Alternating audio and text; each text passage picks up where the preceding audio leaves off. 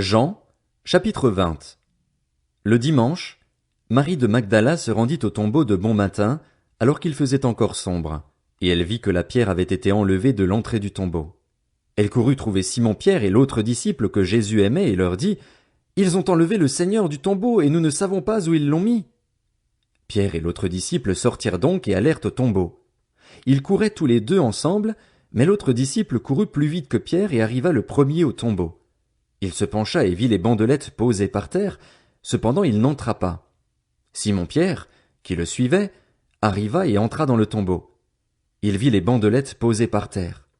Le linge qu'on avait mis sur la tête de Jésus n'était pas avec les bandes, mais enroulé dans un endroit à part. Alors l'autre disciple, qui était arrivé le premier au tombeau, entra aussi, il vit et il crut. En effet, il n'avait pas encore compris que, d'après l'Écriture, Jésus devait ressusciter.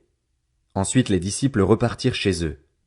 Cependant, Marie se tenait dehors près du tombeau et pleurait. Tout en pleurant, elle se pencha pour regarder dans le tombeau, et elle vit 2 anges habillés de blanc assis à la place où avait été couché le corps de Jésus, l'un à la tête et l'autre aux pieds. Ils lui dirent, « Femme, pourquoi pleures-tu » Elle leur répondit, « Parce qu'ils ont enlevé mon Seigneur et je ne sais pas où ils l'ont mis. » En disant cela, elle se retourna et vit Jésus debout, mais elle ne savait pas que c'était lui. Jésus lui dit, « Femme, pourquoi pleures-tu?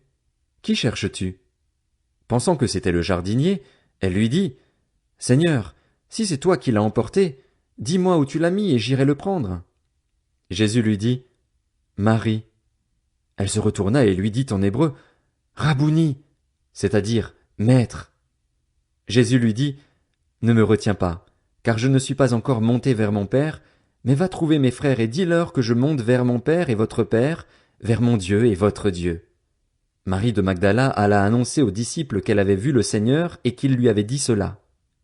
Le soir de ce même dimanche, les portes de la maison où les disciples se trouvaient rassemblés étaient fermées, car ils avaient peur des chefs juifs. Jésus vint alors se présenter au milieu d'eux et leur dit, « Que la paix soit avec vous. » Après avoir dit cela, il leur montra ses mains et son côté. Les disciples furent remplis de joie en voyant le Seigneur. Jésus leur dit de nouveau, « Que la paix soit avec vous. Tout comme le Père m'a envoyé, moi aussi je vous envoie. » Après ces paroles, il souffla sur eux et leur dit, « Recevez le Saint-Esprit. Ceux à qui vous pardonnerez les péchés, ils leur seront pardonnés.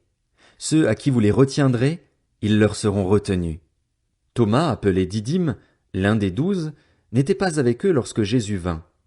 Les autres disciples lui dirent donc, « Nous avons vu le Seigneur. » Mais il leur dit, « Si je ne vois pas dans ses mains la marque des clous, si je n'y mets pas mon doigt et si je ne mets pas ma main dans son côté, je ne croirai pas. » 8 jours après, les disciples de Jésus étaient de nouveau dans la maison et Thomas se trouvait avec eux.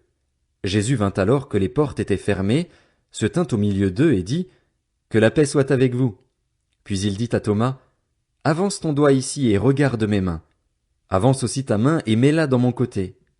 Ne sois pas incrédule, mais crois. » Thomas lui répondit, « Mon Seigneur et mon Dieu. » Jésus lui dit, « Parce que tu m'as vu, tu as cru. Heureux ceux qui n'ont pas vu et qui ont cru. » Jésus a accompli encore, en présence de ses disciples, beaucoup d'autres signes qui ne sont pas décrits dans ce livre. Mais ceux-ci ont été décrits afin que vous croyiez que Jésus est le Messie, le Fils de Dieu, et qu'en croyant vous ayez la vie en son nom.